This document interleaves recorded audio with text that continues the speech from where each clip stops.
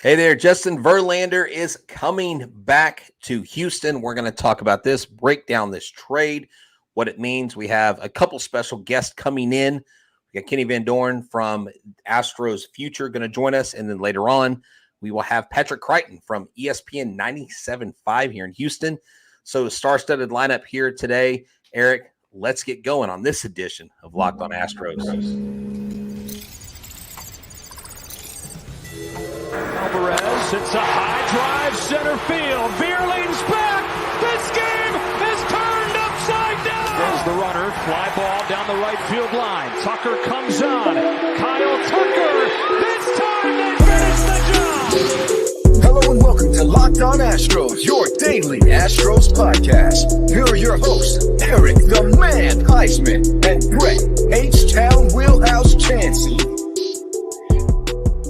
We are Locked On the Houston Astros, and we hope that you join us for a daily Locked On Astros podcast. My name is Eric Huysman. You can find me on Twitter at Eric Talks Stros. You can find the show at Locked On Astros, your team every day. Brett, where can I find you at?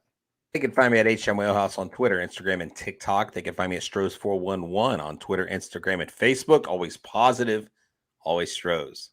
All right, so it feels like we're Locked On Astros every hour today. It feels like I've done like a whole bunch of shows today. I was a guest host. I know you're a guest host on a different show, but the trade deadline comes once a year, and during that year, it feels like your whole day has to be dedicated to this special occasion. It's like a podcaster's Christmas. It just comes once a year, and it's just where you get to say, okay, what are the Astros going to do?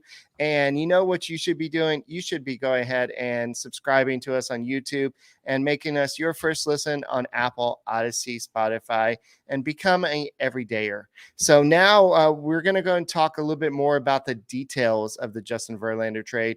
Earlier, I was going to do a show to say, well, the Astros are favorites for Justin Verlander. And as I was doing the intro, the news broke that he was traded to the Astros. I'm like, okay, well, let's change the pivot to what we're going to talk about.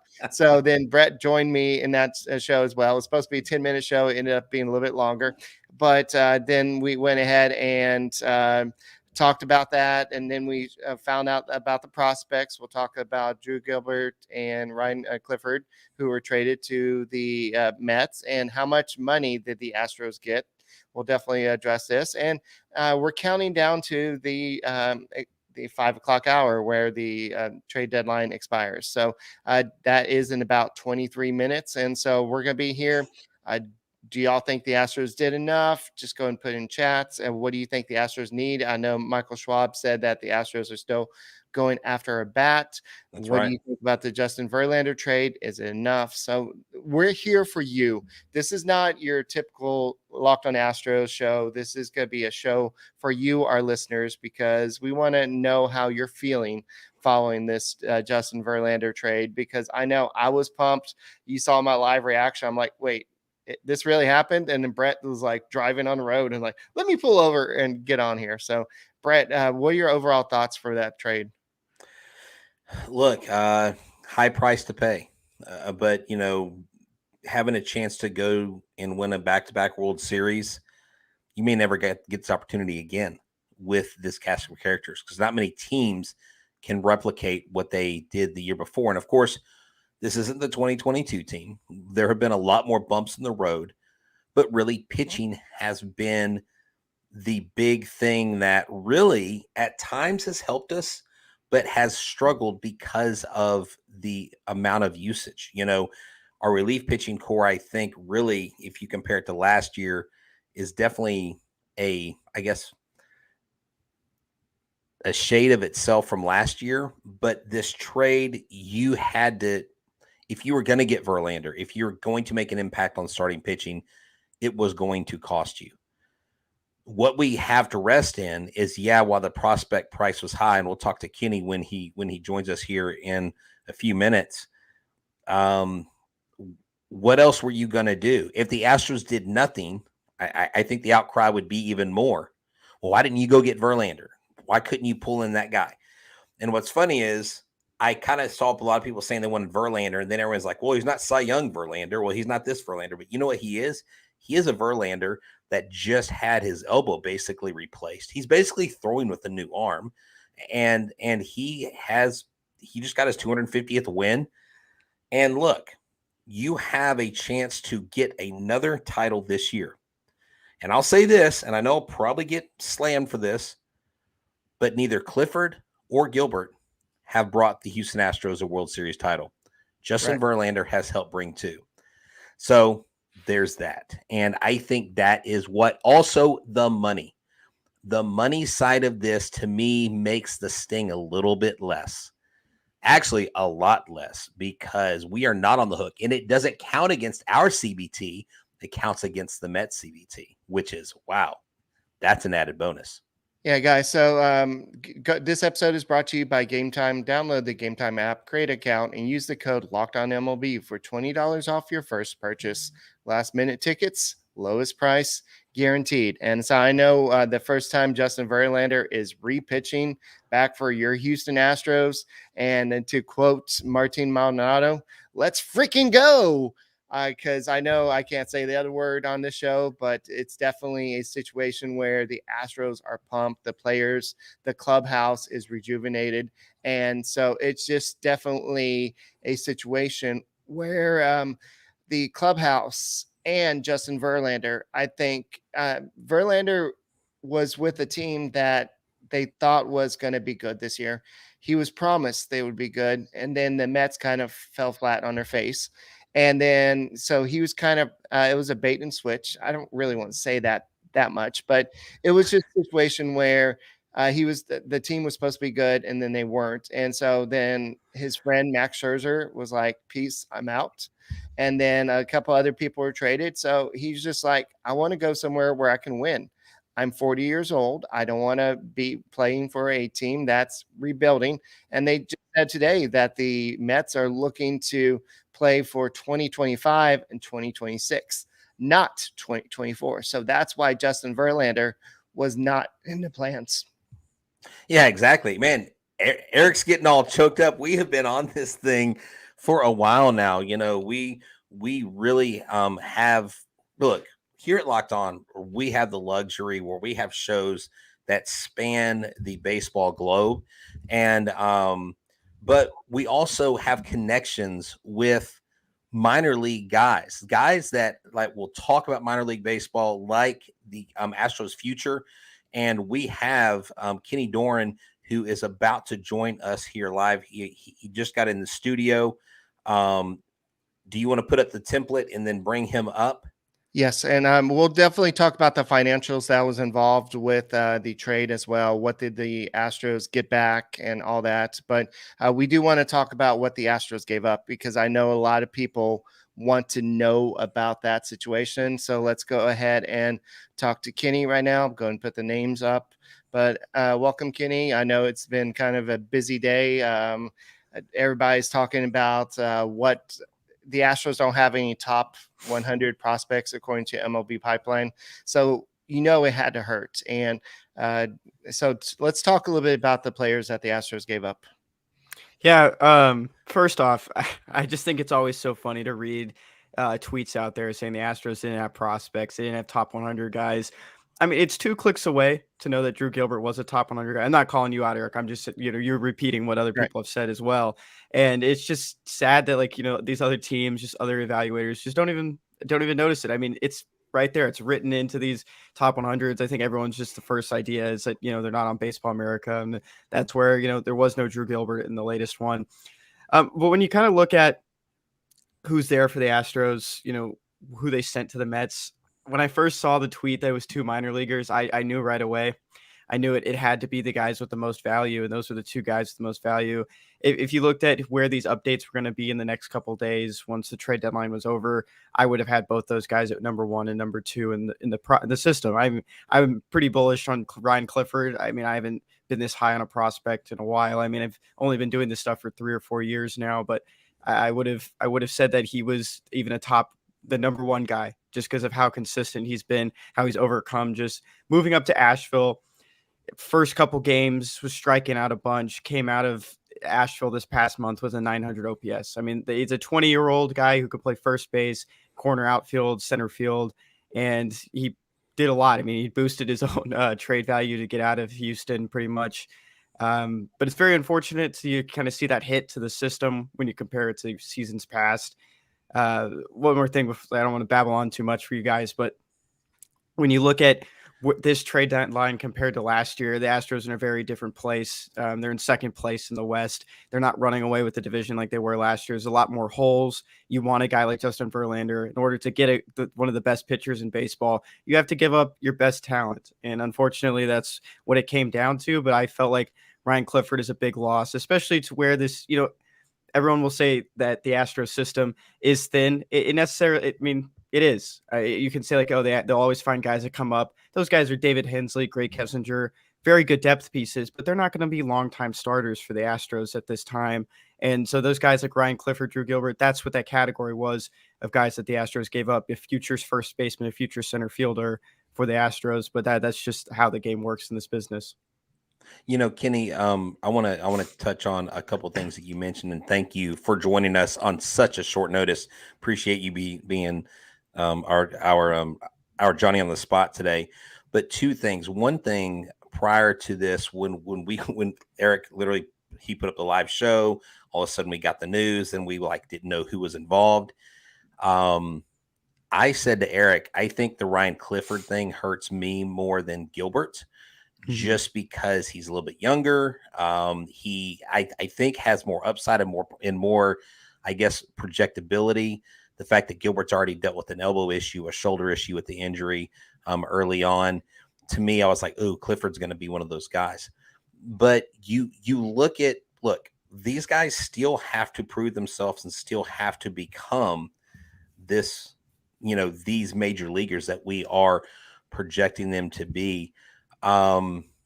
Is this something that Astros fans should just be happy with, or is it understandable that, a lot of people in Astros Nation, at least on social media, they're kind of upset. Do you think winning cures that too? Yeah, I think if the Astros win the World Series this season, any Astros fan shouldn't be upset about it. I mean, you won a World Series. Your favorite team won a World Series. You did give up you gave up your two best prospects to do so. In the end, you're a winner. But at the end of the day, it's just you have to think about the future as well. For how much this team has taken, losses in the draft. I mean, we can talk about that forever, not having picks in 2021, 21, and 22. The picks came back in 2022. The more you think about that, the more you think about how there just isn't much top depth at the in the system. And that's just something you had to think about when you trade away a guy like Gilbert. I mean, Ryan Clifford did go in the 11th round. The Astros did that again this year, taking Ochoa Jr., who was a Houston native. But it's just I don't know. I mean, Clifford could have been a first-round pick. He could have been a second-round pick. You're losing a lot in both of them. So the Mets, according to John Morosi, are still in trade negotiations with Tommy Pham, Adam Ottavino, and Brooks Raley. I don't know if the Astros are going to be doing that. Actually, the Diamondbacks just traded for Pham. So I know that there's some reports that the Astros are still going after a bat. But when you acquire a player like Justin Verlander, you got to put him on the 40-man roster, and you definitely have to put him on the active roster. But for right now, the focus is on who got off the 40-man roster. And fortunately, that was Joe Perez. Joe Perez was somebody that had a lot of future with the Astros, but you had to get somebody off. So so we didn't just lose those two, but Joe, talk a little bit about Joe Perez. Yeah, it's something I've thought about the last 20 minutes on why they went with Joe Perez and not Enoli Paredes. I mean, I always like the idea that if you replace a pitcher on the roster, you take off a pitcher. I mean, Enoli was great in 2020. He came up clutch in the postseason. Command just wasn't there. I mean, he's a big velocity guy. I think he's 27 years old now, and he's just really not getting anything going in AAA. He's had his own struggles every now and then. I think he had a good start to the year, but really has gotten blown up a couple times since. For Joe Perez, though, with the oblique injury last season, he missed a lot of time. In 2021, he was awesome. Him and Matthew Barefoot looked great in high A, and also I think Matthew Barefoot got up to double A, and both those guys missed a significant amount of time this past year. In 2022, the Astros saw Joe Perez as a guy who could be a future corner infielder. I mean, he's even played the corner outfield. He looked like a good guy to come off the bench, gives you a lot of depth in different positions. He's also a top exit velocity guy. I mean, the guy can hit for power, and I think he would have worked great, coming off the bench, but consistency kind of plagued him. He had an 859 OPS in June. I thought he was turning it around. This past month, I believe his OPS dipped below 700. So it just didn't really click for Joe Perez for the consistency wise. I kind of wonder maybe if a team won't claim him, and that's why the Astros just DFA'd him. He'll still just kind of sit in AAA like JJ Matijevic has done, and Bly Madris did as well at the beginning of the season. So maybe they're hoping that they'll hold on to him, but it's kind of unfortunate with how the injuries plagued his career. All right, Brett, really quick. Jack Flaherty is about to be traded to the Orioles, and there's a big buzz that Dylan Cease could be traded in the next 10 minutes. They're saying either the Dodgers or the Orioles are involved, so that would be a big move. And Eduardo Rodriguez was supposed to go to the Dodgers, but he said, "Yeah, I don't want to go there. I don't want to go to LA." So he nixed the deal because he had the no trade clause for 10 teams. And so the Dodgers were one of them. So it's very rare that a team says no to the Dodgers. So that's interesting to me about Joe Perez, if I could chime in on that. And it's interesting to me that you also mentioned Anoli Paredes. I've had so many conversations with the same theme with him. He just, to me, he's not consistent with his delivery, his mechanics. He's so herky-jerky and so erratic. And he did so well in the year where there weren't any fans in the stands. Almost like, for me, Anoli's issue is between the ears, and not necessarily the talent or the ability to throw for velocity. But also keeping the ball in the strike zone has been tough for him. And, I can tell you, I had a former student of mine out of West Columbia High School get drafted and picked up by the Padres. Jared Wells, he runs a baseball team down there in the Sweeney area. And he told me, he was like, when I got to AAA, he said, let me tell you, that strike zone, you feel like you're trying to throw a beach ball through the eye of a needle. And so it is an art, and it is something that you have to perfect, which is really good why we were able to get Framber to unlock the psychological side of his game. But with guys like Shea Whitcomb hitting 26 home runs, with guys like Pedro Leon, who kind of, he's still hitting for power. I don't know that he's really turned a table. He's striking out less, but still too much. Do you think we have guys that, even though we lose someone like a Clifford, I remember when we lost JD Davis, I was thinking, oh man, I don't really want to get rid of him. Is Shea Whitcomb someone like that looking to come up? And do you see a bright future for guys like that? Do we still have a plethora of guys that could help out in the near future? I kind of group Shea into that category of the Hensleys, the Kessingers, who really stood out in AAA and really started to piece it together offensively. Of course, Hensley was incredible in 2022 at the plate. He was walking really well, taking a lot of pitches, really working counts, and he looked almost like Alex Bregman the way his plate discipline worked. But Shea I put him in that category, but I say he's maybe a little bit step higher. He's shown a lot more power. He's really turned it around offensively. I talked to him not too long ago, and he was like, when I was, struggling offensively last year in 2022, I got a lot better defensively. I mean, that's something that's really good about Shea Whitcomb that people just probably don't see or don't even talk about. He's a plus defender. I mean, he has a very good glove at shortstop. He can play second base. He can play third. He's going to be primarily a shortstop or third baseman off the bench, or even as a starter, wherever he ends up. I think the strikeouts are still a little bit killer. And he talked to me a lot about just, keeping that consistency at the plate, which he's done. I mean, I think he went the first 20 games, 30 games in AAA without a double, but he had like 10 home runs. So he really took advantage of the PCL, and he's looked really good there.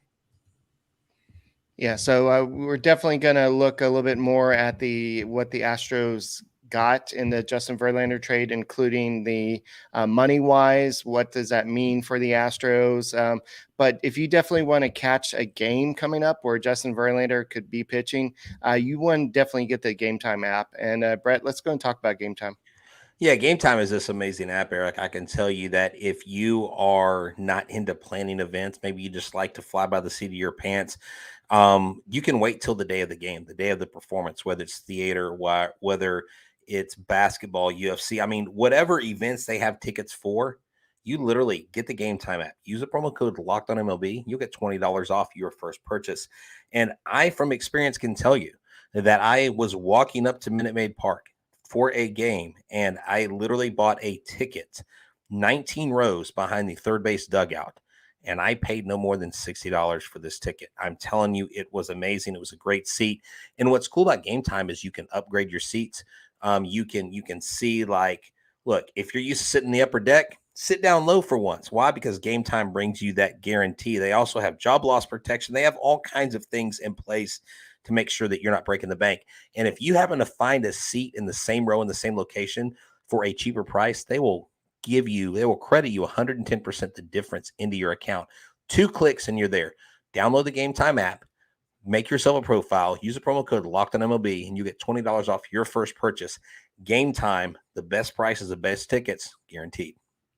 And the Astros play the Guardians Tuesday. They continue their onslaught of the AL Central Tuesday, 7:10 p.m. Central Standard Time.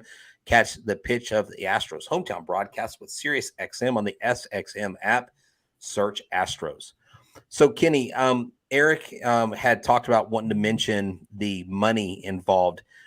Does the money that the Astros aren't paying Justin Verlander make this trade a little bit more palatable from an Astros fan perspective and team perspective, I should say? Yeah, I would definitely. I think it would be a kind of a big loss for the Astros if they didn't pick up some funds along the way. I'm not one guy to give you a great grade on a trade. I don't do that much of in-depth research, especially on the money side, because I'm just more about prospects. But I think that's going to help a lot in the long run. I think it's going to help this offseason mostly. Look at the free agent market. The Astros did not do a great job of that last year, and that's no secret to anyone. I mean, without a general manager, Jim Crane made some questionable, signings and spent some money in some places that you probably wouldn't have expected, especially in the Rafael Montero trade or deal. But it's going to be good to see maybe that money going to a little bit more depth and finding some more, quality pitchers to put in that rotation if there's going to be someone lagging, or just find someone, for that one of those outfield positions.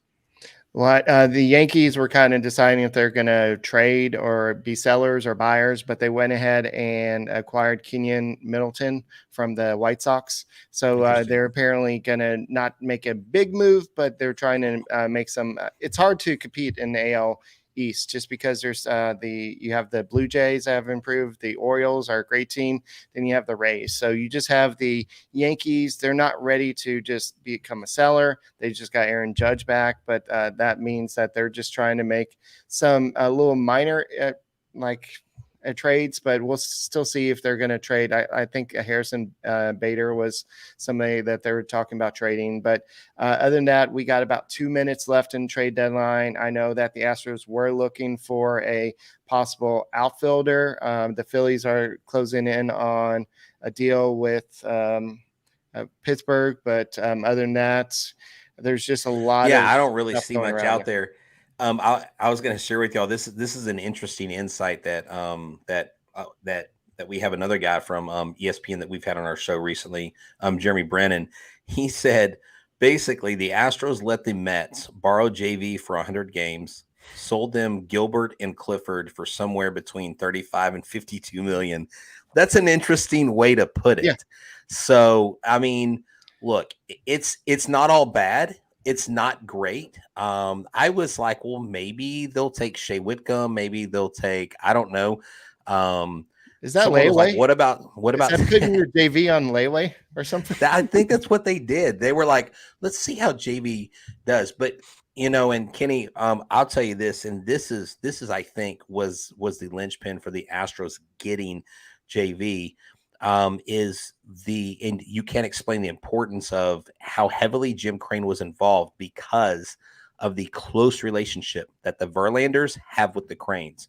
And that to me says a lot. Now JV cements his legacy in Houston. My question to you is, Kenny, and Eric, I want to ask you too.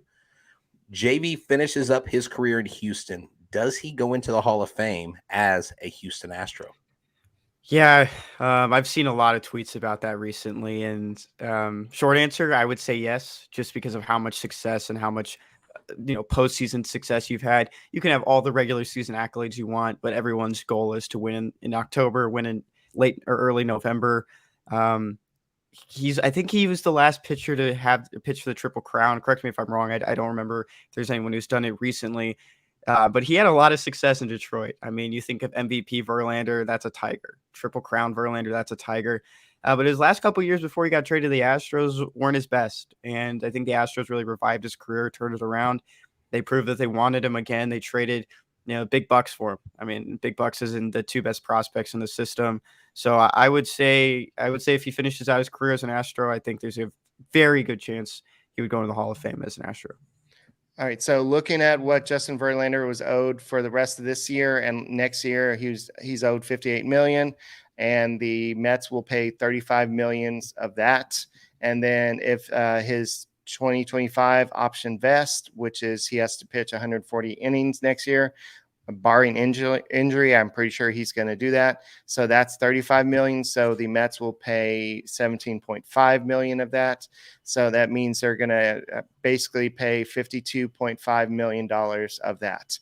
So he's owed about $93 million. So that means that the Mets will be basically paying $52.5 million of it. And so it would be basically $39 million that the Astros are paying overall. So basically, if you divide that by 2.3 years, that's not that bad a deal for Justin Verlander. So yes, essentially the Mets bought those prospects, and that's what you got to do when you sign these players to these big contracts. You've got to know that it could backfire on you, and that's what happened when the Mets kind of struggled this year. They had to get out from underneath these contracts. Yes, all that money is going to go on to their CBT, so they're losing some of it, but the Astros will take on some of the leftover. But the Astros probably took on. The Mets took on the extra money just to get the prospects, and bottom line. So let me ask you this: with this move, Justin Verlander, of course, we know that we can always hear of deals that happen after 5 o'clock. Like we could hear at like 6 o'clock. Like if we're right now, we're live at 5:02. Something could be like in the works. It was actually technically finalized, but not made public. So we could still hear of something. Do you think that the Astros didn't get a bat because of one of two reasons? Was it because they also didn't really have anything else to offer, or do you think it's their confidence in Michael Brantley coming back? I don't know how much confidence. I mean, they can say whatever they want. I don't know how much confidence they might have in Michael Brantley just based on how many setbacks there have been. And no, I'm not trying to call it Michael Brantley at all. It's just what happens with injuries. It's out of his control. But when you've had so many setbacks, I think that there isn't that much confidence there. You have to have a backup plan. You have to have other options. A guy like John Singleton has been crushing it in AAA. I think the Space Cowboys even tweeted a graphic that he was the best hitter last month in AAA or for the Space Cowboys. Right. You kind of look at what the future holds with him. I mean, there's not much down the line, but he's good depth in AAA right now as a left-handed bat. They can probably believe that they'll have Michael Brantley for September and maybe the postseason. That's like getting a bat at the deadline. If Michael Brantley can come back and hit 270, 280, I mean, the power's gone. So you don't have to expect that, but he can still hit for average, and that's what you want out of Michael Brantley. Other than that, though, I was kind of expecting maybe another guy just slip in there. I think Corey Dickerson was a guy that was floated a couple times from the Nationals. But I think it just really came down to that they just didn't really have much else to offer, and they didn't want to put another hit on the top, or not. I'm not going to say top 30 because they don't have their own top 30s, but on who they believe is their top prospects. The Mets traded reliever Dominic Leone to the Angels. So the Angels get another reliever that came in after the trade deadline as well. So like Brett said, there's going to be a lot of deals that happen at the trade deadline that we're just going to hear about a little bit after. So they were approved normally before the 5 o'clock deadline.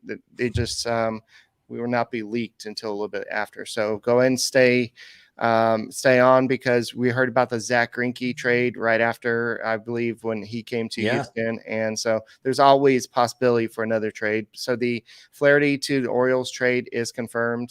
So he's going to go to the Orioles. The Orioles needed another starter. I don't know if he's the starter they wanted. I think they wanted another top of the rotation guy, but Flaherty is somebody that had top of rotation stuff. I thought he would be a good fit for the Astros, but the Astros really needed somebody like Justin Verlander.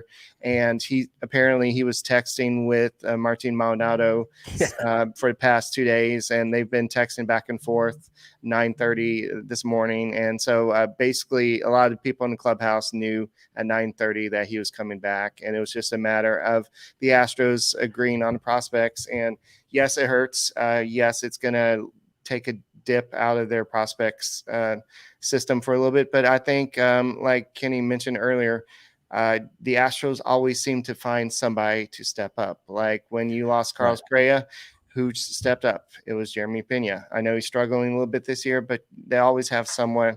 And also, don't forget about, sometimes you find those little gifts. Like I remember a certain trade that happened a while back when you traded, I think it was 2016 on this date. It was a Josh Fields for some guy named Yordan Alvarez. That's a gift that keeps on giving. I bet the Dodgers, I wish they could have that trade back, but we're still waiting to see if anything else happens. But as of right now, if this is all we got, Kendall Graveman and Justin Verlander, do you think this is enough to make the Astros not just a World Series contender, but somebody that can win it?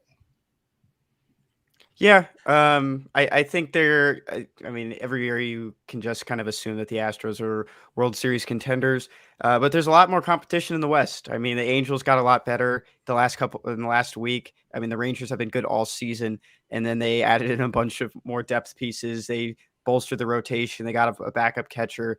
So I wouldn't just say that the Astros are going to win the World Series. I mean, you can say that if you want. They somehow always try to find a way into the postseason. You look at the 2020 year team of destiny. I was looking at that bullpen the other day as Cy Snead, Blake Taylor, Andre Scrub. I mean, they were finding contributions from everybody, and those were like the top three relievers along with Ryan Presley.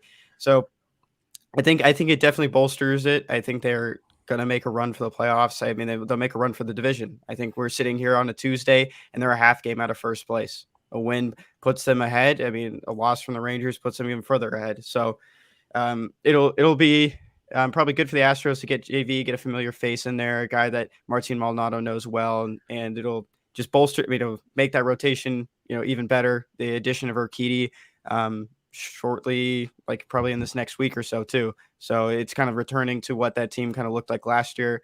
But I think I wouldn't just say that this team is, World Series bound. Selfishly, I don't know. I mean, if you're thinking about a fan, you're like, yeah, they're going to go all in, but the Rangers have been good. The Rays have been good. The Orioles have been good. There's a lot of competition out there. Yeah, I think this year is going to be a lot more suspenseful than the previous years just because of the amount of competition. I mean, the Orioles, and look, I know the Diamondbacks are still looking up at the Dodgers right now currently, but the Diamondbacks are all in. The Reds are all in. They've got guys like Ellie De La Cruz. They've got some pitching. Joey Votto is a shot to the arm for this young club. I mean, you have more players in the mix. And Kenny and Eric, we could be talking about the AL West sending 3 teams of the playoffs, in the AL East only sending 2 teams to the playoffs when it's all said and done. I mean, that is mind-boggling. And the Seattle Mariners aren't even in that picture, because to me, it was us and the Mariners going into this season, and that's who was going to compete. And the Rangers were going to be pretenders a little bit, but they've staved off all the critics, and they remain barely at the top, but they're there. But here is what I like our position versus theirs. They did acquire Scherzer, but Scherzer's velocity and spin rate has dropped the last 3 years. They just are saying now that Evaldi, there is a chance that he might be gone for the season. The forearm strain does signal some TJ tendencies. You never hope for a guy to go out with an injury, but now they may lose him, even though they brought on new guys. The Rangers haven't been playing the best baseball. They've kind of come down to earth a little bit. So maybe the Astros are getting hot. They're getting healthy. They got 2 trade deadline acquisitions without doing anything in Jordan and Altuve. I think it sets up nicely for the good guys. The Mets made another. Sorry, that's just the players they got in that trade. But yeah, I think that the Astros are set for the most part with the rotation. The question is, what do they do now? They were going to go to a 6-man rotation. And so something I wanted to ask y'all. We know that Hunter Brown has only pitched X amount of innings. I want to say it was like only 120 last year or something like that, close to that. And JP France, I don't know exactly off the top of my head how many innings he's pitched. But then you have Jose Urquidy. The Marlins are getting Josh Bell from the Guardians. So he would not be in the Guardians lineup today. But wait, hold on. You said the Marlins? The Marlins, yes. Wow. Okay, that's a move I didn't see happening. Hey, Kenny, where does this stuff come from with Juan Soto being the top minus 100 or plus 100 to go to the Astros? The Astros really going to get Juan Soto? I mean, I don't think so. I mean, the trade deadline's up. Of course, if something crazy didn't come out, but man, there's been some crazy things being talked about the last couple of days. I mean, the Astros already have a Juan Soto. If you saw my tweet about it, they have a right-hand pitcher down in the Florida Complex League named Juan Soto. He's 20 years old. But there you go. Jokes aside, I mean, Bet Online, they do have their connection to me in one way, but they'll never see this. But they have some interesting odds. I mean, they have some crazy bets, some crazy books that they've opened. I don't really know what this was all about. Maybe just to get some clicks out there.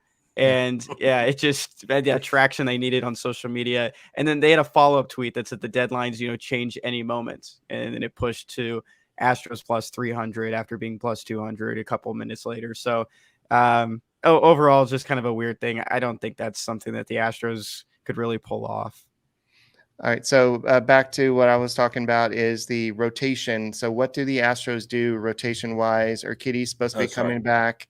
We don't know who's actually starting tomorrow. There's still no word on who's starting because Christian Javier was pushed back in the rotation a day. They're not going to push anybody else up. So who's available at the AAA level to start this game? Is it going to be a bullpen game? I don't see them doing that, honestly. So Matt Gage is up here. It's easy to just kind of go ahead and put him back down there. I don't know. I don't think Verlander is available to start. I think they're going to meet. He's probably going to meet them up in New York. So is there anybody available in AAA? Yeah, if you're looking for a guy to come up and pitch in, I mean, just for a spot start like this, the first guy that always comes to mind is Ronel Blanco. Of course, he has been stretched out as a starter, but the next time he's optioned, I believe that he has to be put on waivers. You can't just option him directly back to the minor leagues. So if they brought up Ronel Blanco, it's something they have to keep for the rest of the year unless they want to expose him to waivers. And he's also scheduled to pitch tonight for the Space Cowboys. So that guy, his name is first one crossed out. You look at some other guys though, Sean Dubin. I mean, He's done a spot start this season. He's got his feet wet in the major leagues before. His last time out, he looked pretty strong. I think it was 4 innings of 1-run baseball. I think Brett would know that. But other than that, it's another guy that just comes directly to mind if you're looking to someone to eat innings and just get a start out of the way, is Spencer Watkins. The Astros traded for him from Baltimore. I believe he is scheduled to pitch tomorrow. The Space Cowboys thing the rotation can always change. You don't know who's going to be the actual starter, who's coming in relief, just on the tandem. But Spencer Watkins looks like he's a guy who could be ready to come up and just give you that spot start, give you 5 innings and just eat innings. That's all you probably need. Yeah, I agree with you. Do you think? Okay, someone asked this, and I want to ask you because you follow the minor leagues a lot closer than we do. Spencer Arrighetti last year. Hunter Brown was primed and ready. Like Hunter Brown was almost in AAA a little too long. Is there any scenario where you see Arrighetti coming up late season before the playoffs and possibly hopping onto this roster into a role like Hunter Brown did last year? Or is he not there yet? It's totally like it's a different scenario. You got to look back even further. 2021, the Astros promoted Hunter Brown to AAA in midsummer around the same time Arrighetti got up to AAA.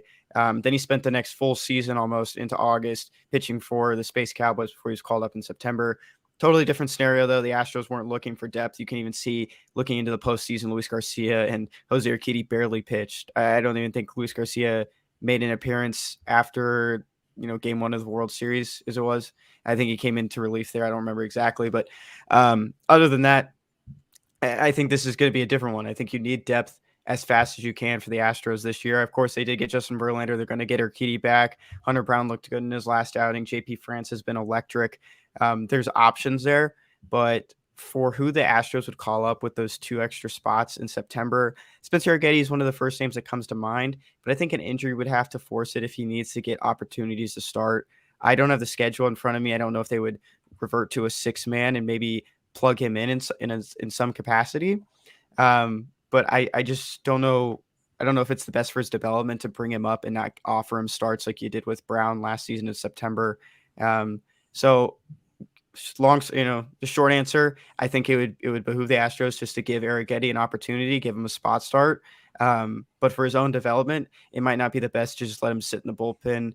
We saw that last year with Yainer Diaz, who barely came off the bench. It ended up playing fine for him, I guess, this season. More opportunities he had, he's looked better. The Padres also get Garrett Cooper. So the Marlins trade Garrett Cooper. So that's was somebody that was competing for some playing time with Yuli Gurriel earlier this year. But I know I was joking with a friend earlier. I'm like, well, if we're getting the game back together, let's go ahead and trade for Yuli Gurriel. But I didn't see that happening. But we're like Dusty Bakering it here. So let's go back to the rotation talk. So who's going to be not including who's going to be out pitching tomorrow? Who do we see getting out of the 6-man rotation? Because I still see the Astros going with the 6-man rotation. Is this a perfect time, Kenny, for the Astros to say to Hunter or JP France, hey, we want to save your innings for the postseason? Or is this do they go ahead and just put Urquidy as a back end of the bullpen type guy? What do you see happening here? It's a good issue to have. That's the first thing we can say. Christian Javier looked good his last time out. Of course, maybe the box score wasn't the best, but we saw the fastball tick up. We saw a lot more swing and miss. Framber Valdez could start to piece things together again after some rough starts out of the All-Star break. I don't think Urquidy's a guy you're going to push to the bullpen necessarily. I think he could definitely do that in the postseason. We saw him do it effectively. I think it was game 3 of the World Series that Lance McCullers had that blow-up start, and he threw Urquidy out there, and he saved the bullpen. I think he was a unsung hero in that World Series for that. It's hard to say that you would push Hunter Brown into the bullpen as well, just based on, the upside, the potential, what you believe that Hunter Brown is going to give you. And he looked good in his last outing, and I don't even know how you would even move JP France after the year he's having. So when you look at it right now, it's tough. I mean, I'm glad I don't have to make this decision on, who's going to be moved out of this rotation, but I would maybe assume that maybe JP France kind of steps into a tandem role. Maybe just gives you, if there's really just a blow up start or just you need 3 or 4 innings, I think JP France is your guy. I mean, you watch these outings from JP France as of late, first time through the order, the first 9 batters he faces, no one's really touching him. He might get spotted up a couple times in the 4th or 5th inning, maybe even the 7th. I think he got into the 7th inning his last time out. That's where maybe he'll see maybe just not even like a blow up inning, but just an inning where a run across. If you get 3 or 4 innings, that's just like saving the bullpen, saving one of the most taxed bullpens. And I think I wouldn't be opposed to it. Of course, JP has had a phenomenal year. I mean, you can't even say enough about what JP France is doing for the Astros, but it might not be a bad idea just to kind of see what he can do just in a 3 or 4 inning setting too. Yeah, and that's the thing. On an earlier show, I basically said, look, JP France is making a run at at least getting some votes for Rookie of the Year. I mean, he's been one of the most consistent and best performing rookie pitchers in all of baseball, not just the AL or the ALS, but in both leagues combined. And so now you have Justin Verlander, who you obviously in a playoff series, you'd probably jettison to the number one role because he is Justin Verlander. And you have Justin Verlander, Framber, Christian Javier, and then Hunter Brown. And then I think Urquidy, my question is this year, is he going to be phantomed or vacated like he was like last year? We didn't see him. Like he didn't show up. We were like, where's Urquidy? Doesn't he have, he's the most winning international pitcher in Major League history. He's 3-0 in the World Series. And like you said, JP France. I think what an interesting move to me would be is you take Brown, and of course you plan on him starting 6 or 7 innings. But if you only want him to go 5 to save him, you could tandem him in France because, like you mentioned, they are used to that. And that is something that the Astros utilize throughout their system. And these pitchers, before they got here, Framber, Javier, and all these guys have actually had experience doing that. So it might bode well to have those guys up here, but to have a 6-man rotation, to be healthy going into the postseason. Look, I was at the game last night.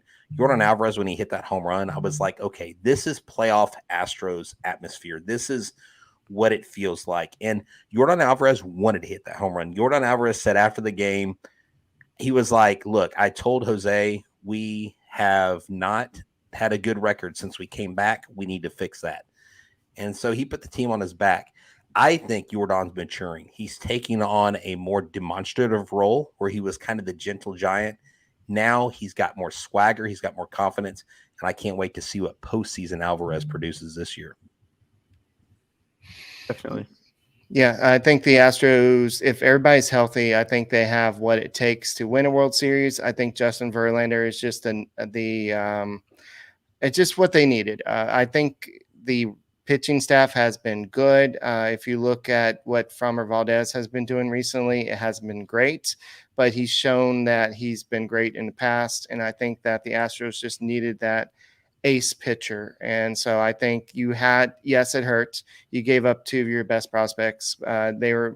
Gilbert may have been ready next year. I think Clifford may have been 2 or 3 years away, but the Astros had to give up something and for the Mets to take on as much of the salary as they did, because they took on I'm not doing math, about 60. They took on 60%. Yeah, 60% of the salary. I think that's huge. And the Mets knew that, look, okay, we're either going to have to eat his salary and he's going to be here and we're going to be trying to rebuild. Because I think I even saw reports. One of the big guys said that they're looking forward to 25, 26. I mean, they're not even looking at 24. They're looking beyond. And again, Steve Cohen, the man of his word, said, we're going to throw money at the problem. And if it doesn't fix it, we'll basically sell and we're going to rebuild.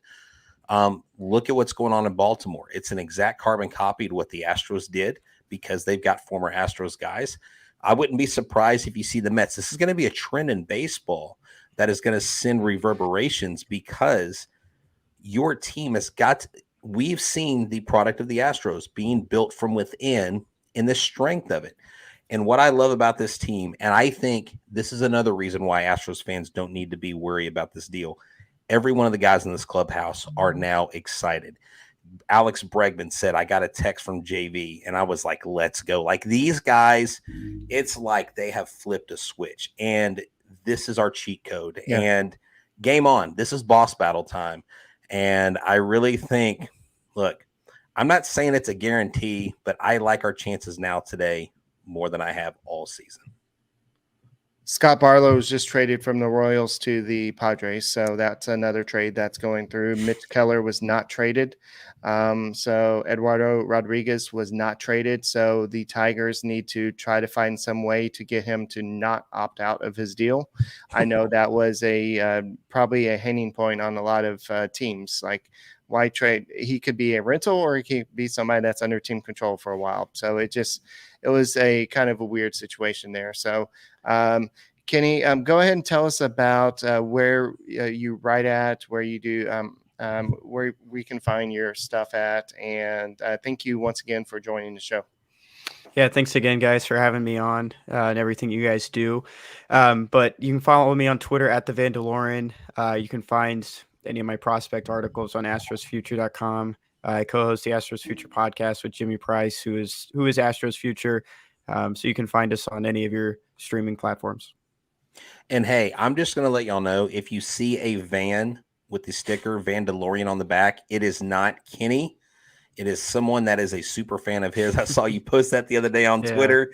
You were like, I got fans, and so that's cool. Kenny, thanks again, man. We appreciate your perspective. We appreciate your knowledge and understanding of the minor league system and helping us have a more complete understanding of this deal on this most important trade deadline show. So thank you so much.